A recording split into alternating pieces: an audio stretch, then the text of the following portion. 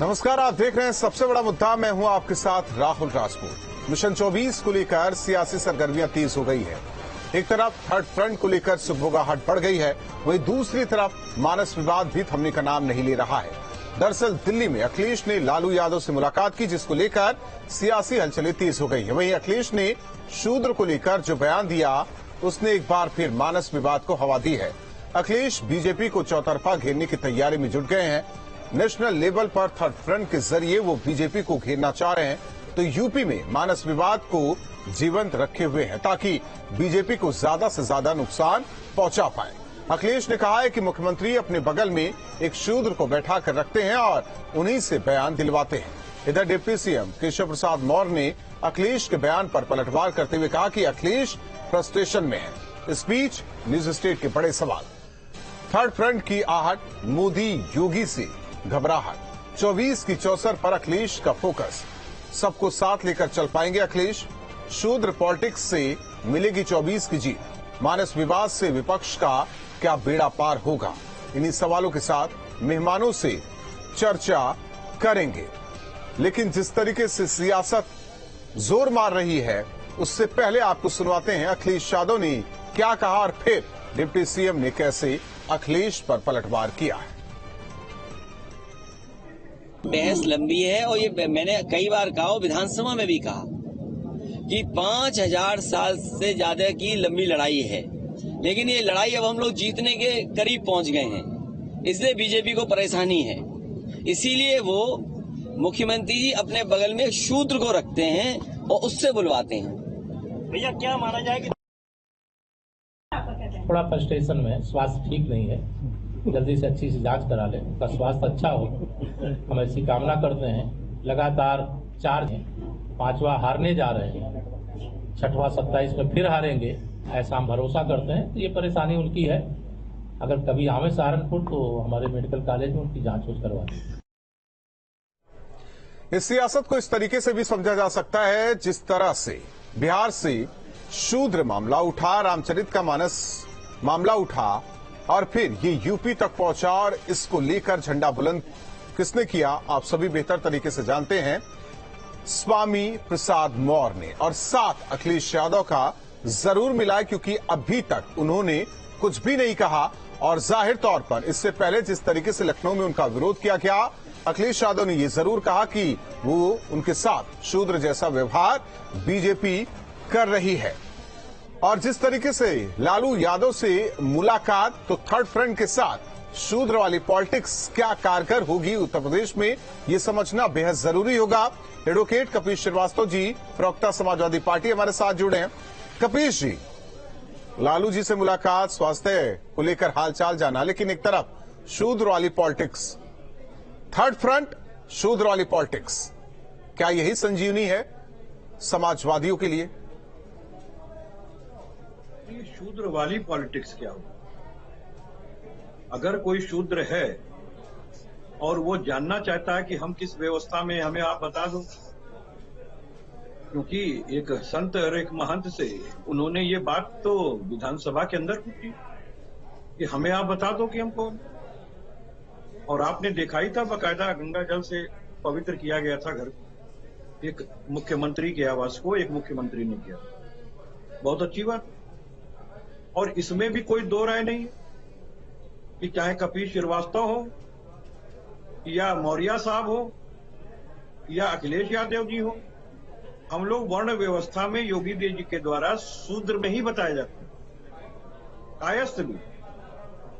क्योंकि मुख से ब्राह्मण, पाँव से क्षत्रिय, उदर से वैश्य और जंघे से शूद्र।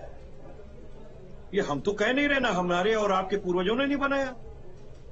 तो जो जातियां जहां पर बैठ रही हैं वहीं का अपना हिसाब किताब पूछ रही है, इसमें कौन सी बड़ी बात। और मैं एक बात कहता हूं कि अगर दलितों को, अगर ओबीसीज को आज न्याय नहीं मिला है, और न्याय की लड़ाई तमाम विपक्षी दल लड़ रहे हैं, उनके ओबीसीज नेता लड़ रहे हैं, सामाजिक न्याय की लड़ाई किससे लड़ रहे हैं? भारतीय जनता पार्टी से तो लड़ रहे हैं। 69,000 शिक्षक में 23% जो है, अगर किसी ने हकमारी पिछड़ों की यानी कि शूद्रों की, तो किसने की? आप मुझे बताइए किसने की? और पिछड़ा वर्ग आयोग के अध्यक्ष भी शूद्र थे। कपीश जी, उन्होंने प्रश्न खड़ा कर दिया, कपीश जी, तो उनको हटा दिया गया। क्या केवल जाति व्यवस्था सनातन में ही है? मैं आपको एक बात कह रहा हूँ, मैं पूछ रहा हूँ, श्रीवास्तव, कपिल श्रीवास्तव हो या राहुल राजपूत हो, आप भी सनातनी, हम भी सनातनी। एक मिनट बात तो सुनिए। क्या केवल व्यवस्था ये वर्ण व्यवस्था, जाति व्यवस्था केवल सनातन में ही है? क्यों अखिलेश यादव शूद्र कर रहे हैं, दूसरे पक्ष को छोड़ रहे हैं? अगर जाति जनगणना एक मिनट, जो जाति जनगणना करानी है तो करा ले, फिर उसमें धर्म ना देखा जाए ना, तो सबकी बात करें, तब समझे कि हाँ वाकई समाजवादी हैं आप लोग। नहीं, मैं तो एक बात कह रहा हूँ, जब जाति और धर्म और लिंग सबकी तो गणना होगी, भाषाई से लेकर के, और किसकी क्या आर्थिक व्यवस्था है सबकी तो होगी। और 2012 के अंदर जो यूपीए गवर्नमेंट ने कराया था, वो इन सारी चीजों को रजिस्टर पे आ रहा है। रोहिणी आयोग कमीशन भी बैठ चुका, उसकी भी रिपोर्ट आ गई। आखिर भाजपा उस पर कुंडली मार के क्यों बैठी हुई है, हकमारी क्यों कर रही है दलितों ओबीसी की? भाई मैं तो एक बात कह रहा हूँ, इसको कहने में क्या हर्ज है? क्या जातीय सत्यता नहीं है भारत के अंदर? तो इस बात को मानिए। और दूसरा, आप मुझसे पूछते हैं, मैं चूंकि सनातनी और पुरातनी हूँ, इसलिए अपनी व्यवस्थाओं को जानता हूँ। मैं तो समाजवादी क्या नहीं? आप आ गए ना, फिर व्यक्तिगत हो गए यहाँ। जब मैंने दूसरे पक्ष को लेकर सवाल पूछा तो आप व्यक्तिगत हो रहे हैं, आप सनातनी की बात कर रहे हैं। अगर आप समाजवादी हैं तो आप सबकी बात कीजिए।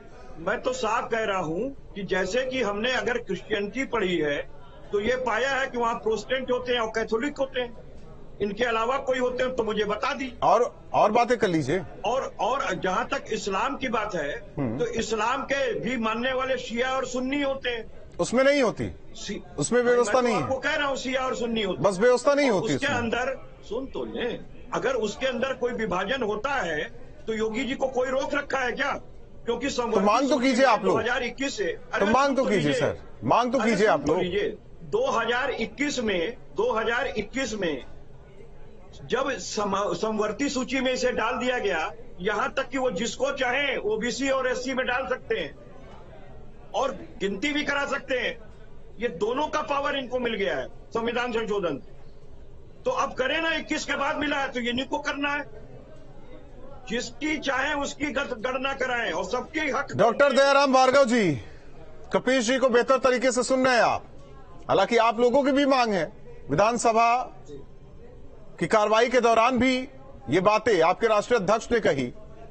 सवाल इस बात को लेकर कि एक राज्य से ये शुरुआत इसकी होती है और उत्तर प्रदेश में आकर अटक गई है और उसका झंडा बुलंद समाजवादी कर रहे हैं। और आप लोग बार बार कहते हैं जब उनकी सरकार थी तो आप लोगों ने पूछा नहीं। हालांकि समाजवादियों का कहना है कि अब तो सब कुछ करना सरकार को है, तो करती क्यों नहीं? देखिए राहुल भाई, समाजवादी सरकार आज बहुत चैतन्य हो गई है, चौकन्ना हो गई है, उसमें मुद्दा ही नहीं है। जब ये कांग्रेस को समर्थन देके केंद्र में सरकार बनाए थे, यूपी में 4 बार इनकी सरकार थी, तब ये सब बातें याद नहीं आई, ज्ञान नहीं था। दरअसल इनके समाजवादी पार्टी में एक ही ज्ञानवर्धन के लोग हैं, वो है स्वामी प्रसाद मौर्य। बाकी किसी के पास ज्ञान नहीं है। अब रही स्वामी प्रसाद मौर्य की, 4 बार बहुजन समाज पार्टी में कैबिनेट मिनिस्टर थे। तब ये शब्द अगर बोले होते ना तो बहन कुमारी मायावती जिबिया काट लेती, बोलने नहीं देती। 5 साल भारतीय जनता पार्टी में बनाईदार श्रम मंत्रालय में थे। जब 69,000 शिक्षक भर्ती घोटाला हुआ था, राहुल भाई, अगर ये नेता हो प्रकाश राज वर्मुकर होकर बोल रहे थे और स्वामी प्रसाद मौर्य से बोला था भाई बोलो, इन्होंने कहा मैं बोलूंगा तो मेरी कुर्सी चली जाएगी। उसके बाद जब भाजपा में थे तब ये सब स्वामी प्रसाद मौर्य को नजर नहीं आया। स्वामी प्रसाद मौर्य का कान पकड़े बाहर कर दिया जाता अगर ऐसा करती। अब समाजवादी में आए, तो लाव लश्कर के साथ आए कि हम ये कर देंगे वो कर देंगे। अंतोगत्ता अपनी स्थितियों हार गए, जिले के साथ जीत हार गए। अब 4-5 महीना मौर्य जी बिल्कुल गोल मोल रहे, कोई समझ में नहीं आया, तो वो बिहार से ट्वीट चला, उसको लपक करके इनको लपकाने का काम किया। अब हमको बता दें, स्वामी प्रसाद मौर्य जब बसपा में थे ना तो इनको दलित याद आया, न पिछड़ा याद आया, न महिला याद आया। जब भाजपा में थे 5 साल मलाई लिए, न दलित याद आया, न पिछड़ा याद आया, न महिला याद आया, न आदिवासी याद आया। क्यों नहीं याद आया भैया? इनका ज्ञानवर्धन सीट हारने के बाद हुआ। अब उसके बाद समझिए दरअसल क्या है, समाजवादी के पास तो कोई मुद्दा नहीं है। आज उत्तर प्रदेश की दशा दिशा क्या कह रही है? दशा दिशा ये कह रही है महंगाई के ऊपर चर्चा करिए, रोजगार के ऊपर चर्चा करिए, शिक्षा नहीं स्वास्थ्य। तो लालू प्रसाद यादव के पास क्या गए थे? मुद्दा ढूंढने गए थे। नहीं, वही तो बता रहा हूँ, आप देखिए ना, इसीलिए हमारे नेताजी कह रहे हैं कि श्री अखिलेश यादव जी अपरिपक्व नेता हैं। सुन लीजिए राहुल भाई, हमारे नेताजी यादव ये नेता प्रकाश राव कह रहे हैं, राजभर साहब की एक सीट नहीं निकाल पाते और कहते हैं कि आजमगढ़ में नहीं आए इसलिए चुनाव हार गए। शुरू हो गए। अरे किसी एक कमेंट अभिमन्यु जी, भाई शुरू हो गया। कांग्रेस प्रवक्ता है अभिमन्यु त्यागी जी। आप परकवंशी और बहेलिया वाले लोग नहीं हैं, बस कीजिए, कपीश जी हो गया। टिकट बेचने वाले लोग हैं, बाहुबलियों को टिकट देने वाले लोग हैं। भार्गव जी जरा शांत होइए आप दोनों। अभिमन्यु जी, आवाज आ रही है? अभिमन्यु जी सुन पा रहे हैं आप? आ रही आवाज आ रही। समाजवादी पार्टी से सपोर्ट किया लेकिन उनके मन मुताबिक काम नहीं किया जब तक सरकार रही आप लोगों की। हालांकि अब तो बीजेपी से लड़ाई है, पूछा भी नहीं जा रहा आप लोगों को। लालू यादव से मिला है, शूद्र की लड़ाई लड़ रहे हैं, बचा क्या आप लोगों के लिए? राहुल जी, आपको और पैनल मौजूद सभी लोगों को नमस्कार, जय हिंद, वंदे मातरम। देखिए राहुल जी, आज लड़ाई भाजपा वर्सेस जनता है और आज इतने मुद्दे हैं कि मुद्दे ढूंढने की जरूरत नहीं है। शिक्षा के, चिकित्सा के, महंगाई के, बेरोजगारी के, किसानी के, ये तमाम वो मुद्दे हैं जिससे आम जनता जो है वो प्रभावित है। कांग्रेस पार्टी हमेशा मुद्दे आधारित लड़ाई लड़ती आई है, संघर्ष करती है। चुनाव में भी कांग्रेस पार्टी मुद्दों से नहीं भटकती है। हिंदू मुसलमान, भारत पाकिस्तान कांग्रेस का कभी मुद्दा ना था, ना है, ना रहेगा। जिस तरह से भारतीय जनता पार्टी धर्म आधारित एजेंडा लाती है, ऐसा लगता है कि अखिलेश जी जाति आधारित एजेंडा लाना चाहते हैं। अब वो कितने, जो इनका प्रयोग है वो कितना सफल हो रहा है, सफल होगा, वो अखिलेश जी जाने या समाजवादी पार्टी जाने। ये इनके अपने मुद्दे हैं, उनकी अपनी पार्टी है। जहां तक कांग्रेस की पार्टी है, कांग्रेस पार्टी ऐसे किसी भी विचार को, जो नफरत की, जो भेदभाव की, जो बंटवारे की बात करे, कांग्रेस पार्टी कभी भी उसका समर्थन नहीं करती। किसी धार्मिक ग्रंथ को टारगेट करके आज के हिसाब से उसके काट छाट के राजनीतिक साजिश के तहत नहीं, अखिलेश यादव ने कहा है कि 5000 साल पुरानी जो बातें उसे अब सही करवा कर रहेंगे। सवाल इस बात को लेकर है कि कल तो वो तो संविधान पर भी उंगली उठाने लगेंगे कि संविधान में भी व्यवस्थाएं बनाई गई हैं। मैं इस पे कहना चाहता हूं कि अखिलेश यादव जी जिस बिरादरी से, जिस जाति से हैं, वो यदुवंशी है और उसमें श्री कृष्ण भी है जिनको हम पूछते हैं, और वो शूद्र नहीं है खुद भी। पहली बात ये है। दूसरी बात, जो शूद्र की बात करते हैं, भारत जो देश है लोकतांत्रिक देश है और भारत में जो राज होता है वो संविधान के हिसाब से, कानून के हिसाब से राज होता है। और कानून में कहीं कुछ शूद्र शब्द है ही नहीं। अनुसूचित जाति, अनुसूचित जनजाति है। तो अनपार्लियामेंट्री बातें राजनीतिक हितों को साधने के लिए जो की जा रही है वो निंदनीय है। हम बंटवारे की बात नहीं करते, हम फिर भी कहते हैं कि ये समाजवादी पार्टी का या आदरणीय अखिलेश जी का खुद का मुद्दा। ठीक है, एक मिनट कपीश जी हम किसी बंटवारे की बात नहीं। अश्विनी जी हमारे साथ, अश्विनी शाही जी बीजेपी नेता जुड़े हैं। अश्विनी जी, लालू यादव से मुलाकात, शूद्र वाली राजनीति, उन्होंने कह दिया कि सीएम योगी अपने बगल में एक शूद्र को बैठाते हैं, उनसे बयान दिलवाते हैं। गिड़गिड़ाते हैं। अश्विनी जी आवाज आ रही है? जी आवाज आ रही है। एक बार सवाल दोहरा दीजिए। लालू यादव से मुलाकात, थर्ड फ्रंट की सुगबुगाहट बढ़ रही है और यही जो शूद्र वाला मुद्दा है ये तो बिहार से उठकर आया है जिसे समाजवादियों ने लपका है। सवाल इस बात को लेकर है कि 24 में इसी लड़ाई के साथ अखिलेश आप लोगों के सामने होंगे। देखिए, अखिलेश जी के पास कोई मुद्दा बचा नहीं है, इसलिए वो शूद्र और जाति में जाति बांटो और हिंदू में हिंदू बांटो, क्योंकि तुष्टीकरण की राजनीति करके वो देख चुके हैं। कराएंगे कि नहीं कराएंगे? अरे भाई, जातीय जनगणना पर हम लोग स्पष्ट रूप से हमारा है, जातीय जनगणना से सामाजिक विद्वेष बढ़ाने की क्या बात है? हम क्यों कहें हम जातीय जनगणना की बात? आप जाति की बात कीजिए। हम तो सबका साथ सबका विकास का नारा देकर ओबीसी का हक मारेंगे, दलितों का हक मारेंगे। सबका साथ सबका विकास का नारा लेकर चलते हैं। कैसे करेंगे? शूद्र की बात करता है में अच्छा लोग सुन लीजिए, बताइए, आप क्षत्रिय हैं, हमारी बात पूरी हो जाने दीजिए। जयराम जी जो है वो भार्गव जाति से आते हैं। मेरी बात सुन तो ले। अरे भाई, आखिर हम सारे कपिल जी या तो आप ही सवाल कर लीजिए। जवाब दे रहा हूँ। आप सवाल कर लीजिए, मैं शांत हो जाता हूँ। आप ही डिबेट को संभाल लीजिए, आप ही एंकर बन जाइए। ये जाति खत्म कर दी। एंकर का जवाब दूं या आपका जवाब दूं? पहले ये बताइए। मॉडरेटर वो बैठे हुए हैं, दीजिए महाराज। नहीं, आप लोगों की बौखलाहट जो है इतनी हो चुकी है कि जन्मना जायजे शूद्र। अखिलेश यादव भी शूद्र है, मैं भी शूद्र हूँ। जो जन्म लेता है वो जन्म से सभी शूद्र होते हैं, तो इन लोगों को कोई बात नहीं। योगी जी ने ये देखिए, ये अपराधियों के पोषक हैं, तो ये अब अपराध में जब रोज मारे जा रहे हैं, रोज पकड़े जा रहे हैं, तो अब वहां से भी खत्म। विकास के नाम पर हम लोग हर कोई क्षेत्र नहीं छोड़ रहे हैं, विकास कर रहे हैं, उसमें भी कोई वो नहीं है। अब विकास हो गया, अपराध हो गया, सुंदर व्यवस्था हो गई, उत्तर प्रदेश को सर्वोत्तम बनाने की बात हो गई, तो ये लोग सिमट कर आ गए जातियों पर, और वो जातियों पर ही रहेंगे, क्योंकि हर जातियों ने लात मारा है इन लोगों को और इनको सत्ता से बाहर भगाया है। ये लोग यही चाहते थे, उसी के काबिल थे ये लोग। अभी तो हमेशा हम लोग सत्ता से बाहर हो जाते विकास हैं, की बात करते रहे, हिमाचल में बाहर हो गए, पंजाब में बाहर हो गए, लालू यादव पूरा खानदान, लालू यादव का पूरा खानदान आजकल पेशी पर जा रहा है। बाहर थे, जबरदस्ती बने हैं, पश्चिम बंगाल में बाहर नहीं। कपीश जी, ये भी कहा गया कि थोड़ा अखिलेश यादव मेंटली डिस्टर्ब हैं, बीमार हैं। ये क्यों कहा जा रहा है? अखिलेश यादव किसने कहा है? जिसके ऊपर उन्होंने सवाल उठाया, उन्होंने कहा है। नहीं, मैं तो पूछ रहा हूँ किसने कहा, नाम ले लीजिए ना। अखिलेश यादव ने लालू यादव को कहा है। अरे भाई, नहीं, लालू यादव को नहीं कहा। तो ना, नहीं, आप नहीं रिलेवेंट है, आपको जानकारी नहीं है। मित्र को हमारे राजपूत भाई, राजपूत फिर से सुनवा दे बयान फिर से सुनवा दे आपको। बयान क्यों, नाम ले लीजिए ना, शर्म क्या है नाम? नहीं, शर्म वाली कहाँ बात हो रही है? तो नाम ले, बयान तो सुनवा लेना सर, बयान तो सुनवा ले। बयान तो बात की बात है, पहले नाम तो ले लीजिए। Keshav Prasad Maurya, deputy CM. अल्लाह, तो इतना देर क्यों लग गया? इतना शुभ नाम लिया आपने, वो भी तो शुद्ध ही पुत्र है, उसमें क्या है? हम सारे लोग ये शूद्र, ये क्षुद्र बात आपको ये भी बता दूं, ये लोग आखिर क्यों कर रहे हैं? मालूम नहीं है। अरे मुद्दों पर आइए, मुद्दों पर भाजपा का मुकाबला करिए, भाजपा के विकास का मुकाबला करिए, भाजपा के खुद चुनाव सुशासन का मुकाबला करिए, भाजपा के कपीश जी, योगी की का मुकाबला करिए। कपीश जी, राजभर भी सूत रही है तो व्यवहार क्या किया आप लोगों ने? व्यवहार क्या किया आप लोगों ने? व्यवहार क्या किया आप लोगों ने?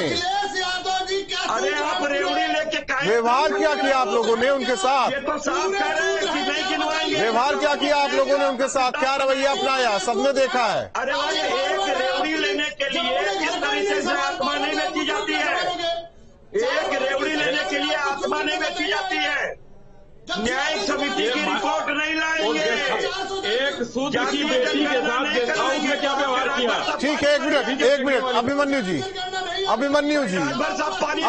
जी, है रास्ता आप लोगों के लिए 24 को लेकर उत्तर प्रदेश में? क्या मनाई है?